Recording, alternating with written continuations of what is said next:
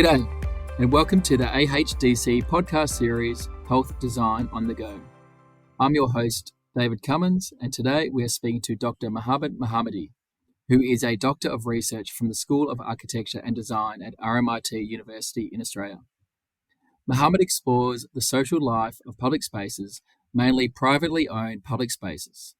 In addition to his research, Mohammed is the founder of POPs for Public, which is a social enterprise project aiming to improve the access and inclusiveness of privately owned public spaces. POPs for Public fills the gaps in providing accessible and inclusive public spaces in cities through activating POPs. Mohammed is perfect for our chat today on the importance of architecture in open spaces to help improve health and well-being of community. Welcome, Mohammed. Thank you for your time. Hello, David. Thank you for having me. Congratulations on finishing your PhD. I know it's not readily available yet, but will be soon, and I personally haven't read it, but I'm looking forward to it. Do you mind telling our listeners today what exactly your research has been? I'm working on inclusive and accessible public spaces and understand how we can design better public spaces for the community. I started working on designing inclusive and social public spaces since my master's degree in 2014 and continue through my PhD research here in Australia. My PhD research has been devoted to improving inclusive and accessible public spaces in cities. Our research community needs in cities for accessible and safe activity destination to engage in urban life through activating privately owned public spaces. These spaces are usually hidden, exclusive, and visually inaccessible. My research findings contributed to the planning, designing, managing accessible and inclusive POPs, which stands for privately owned public spaces in cities. I think you explained the next part of that I'm trying to say, which is developing the POPs for public. I also develop innovative ways to translate my research into social impact as a social enterprise project. My project, POPs for Public, aims to improve the access and inclusivity of POPs by creating more awareness around this type of public spaces and introducing their potential for hosting social life in the cities. At the moment, I'm working on an online platform where users can search and find free publicly accessible places for their individual and social activities. This platform connects people to those usually hidden spaces. It also helps newcomers to the cities like international students and tourists find public spaces and amenities with more information about the right of use in those spaces. So that's very interesting. So you started your research back in 2014, and obviously it's evolved dramatically since then. Since then, also, we've had COVID, which would have had huge impact on your research. How has COVID impacted your research and your thinking throughout the last few years? Yes, I started my research in my master in 2014 and then continued my PhD I started my PhD in 2017. So since then, I tried to observe a lot of public spaces in Melbourne as a case study of my research. And I have always focused on public benefit and being a community advocate to introduce more accessible private spaces to the people. This kind of observation got a lot of challenges during the COVID, and it led to more research around how we can make them available to the public. And it also brought a lot of new idea and innovative way of thinking about public. I reached the point that we need more urban-based solution contributing to public life, especially youth mental health during COVID. For example, one of my innovative idea concentrate on the youth mental health. COVID-19 pandemic showed the importance of public spaces. Being in several lockdowns has significantly impacted community mental health, especially youth mental health. There are higher number of depression and loneliness for younger generation, mainly the age of 15 to 19. The recent Week Health reports emphasize the younger generation more than the other age groups. They felt alone and needed more opportunity for social connection with the community. The question is, where can youth do their social activity? In their schools, home, or public spaces.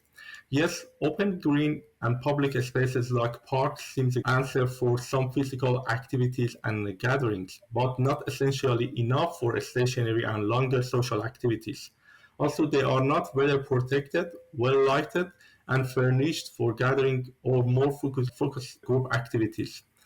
On the other side, youth and younger generation are also short in money and cannot afford other social spaces for adults like pubs and cafes. Moreover, youth between age 15 to 18 are also prohibited from many social places serving alcohols. So the question here is, where else do our city have for youth social life? Privately owned public spaces can be a good answer to this question. Here in Melbourne, we have more than 100. They provide potential for social activity, which cannot be found in fully public spaces.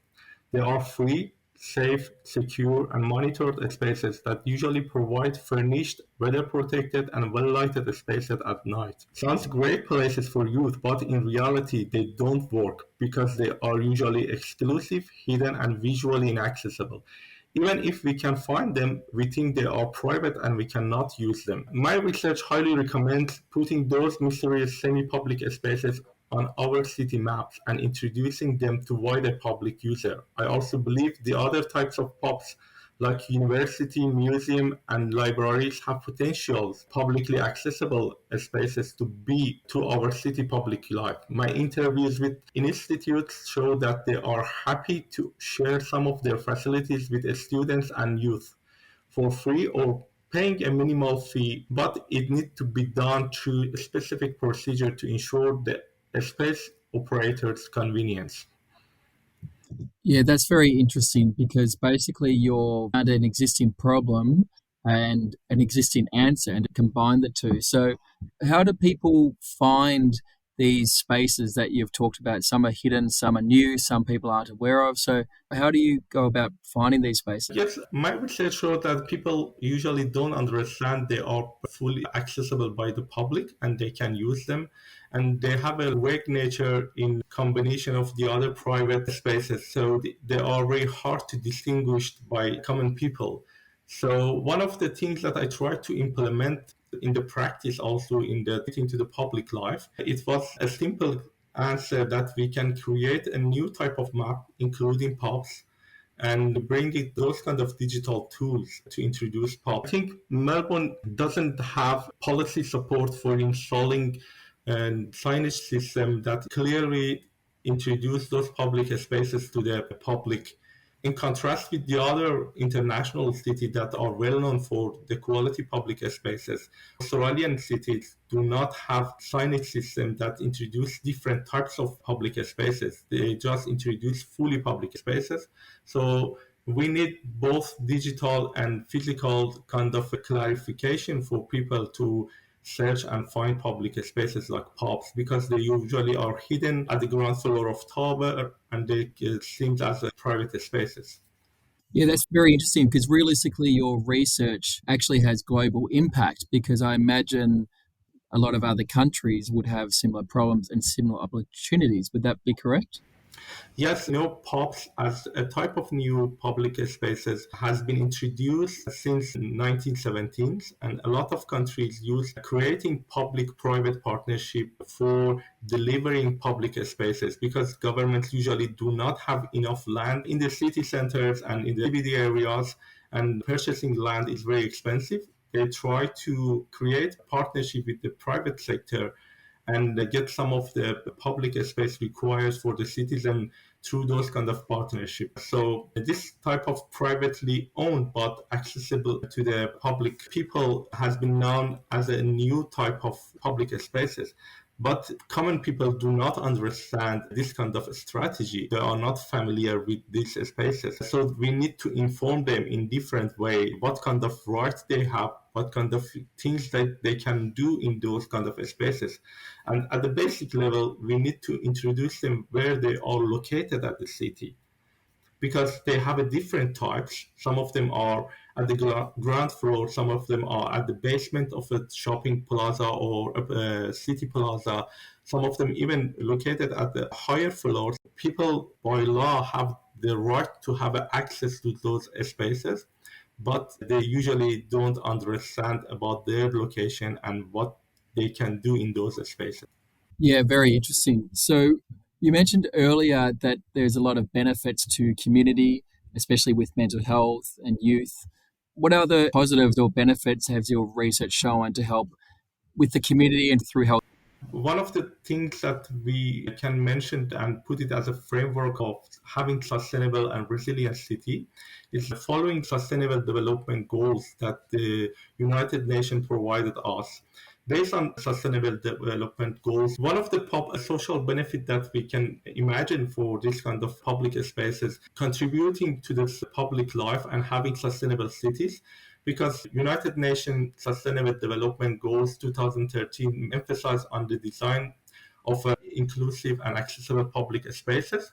And they also emphasize on the community health and well-being by expanding equal opportunity and access, and also strengthening and emphasizing on community participation in the city life, which connects sustainable development goals about the city and development of the sustainable city to having a healthy community, which is sustainable development goals number 3. So my research tries to tie these two sustainable development goals together and create an urban-based solution for having healthy community. Yeah, that's really interesting. So, what would be some of the disadvantages then, or what would be some of the challenges of implementation of your research? Because there's a lot of benefits, but why hasn't it been done before? What's the resistance to actually implementing this? Creating a public-private partnership has lots of challenging stakeholders. It is very hard to put all of the stakeholders' benefit on the table at the same time. We cannot ensure the private developer benefits at sometimes, and also one of the great challenges to make policy change and create some regulations, especially urban policy, to, for example, install a simple signage system in front of private, and we call this space public. This is one of the challenges we usually have to ensure private sector that having public users in their spaces doesn't create more maintenance costs for their buildings, or doesn't create any kind of vandalisms or those kind of unexpected activities in their spaces. Yeah, yeah, that makes sense. So it sounds like management, education, and potentially some money as well.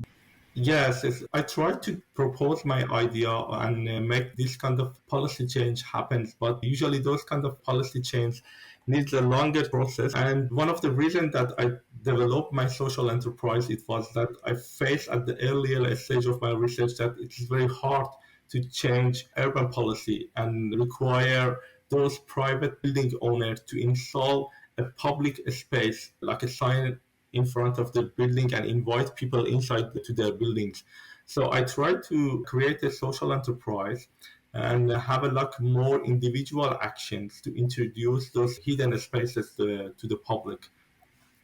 Yeah, perfect. That sounds good.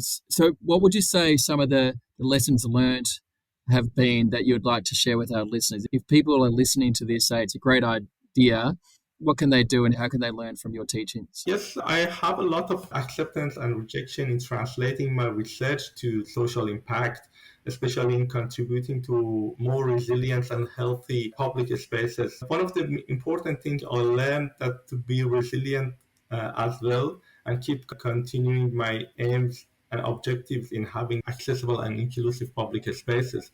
One of the lessons learned that I got is creating a small and local public and private partnership as a good strategy of delivering public benefits. We cannot just be rely on public sector to provide us, for example, healthy community to healthy public spaces. We need to create a small and local partnerships that ensure both public and private benefits and also contribute to our social and urban life. Yeah, that sounds like a pretty good lesson learned. So, you've just done 5 years of research, achieved your PhD, started this new business. What does the future hold for you, Mohammed, now that you've achieved all these amazing goals in the last 5 years? One of my aims for future is continuing researching public-private partnership for creating public space as an increasing kind of a strategy in different cities. And one of the things that I'm trying to do is searching and developing my idea in creating advanced and digital tools for sustainable and inclusive planning, designing, managing, and maintaining this part of urban realm. So I can then continue and translate the outcome and products of my PhD delivering digital tools.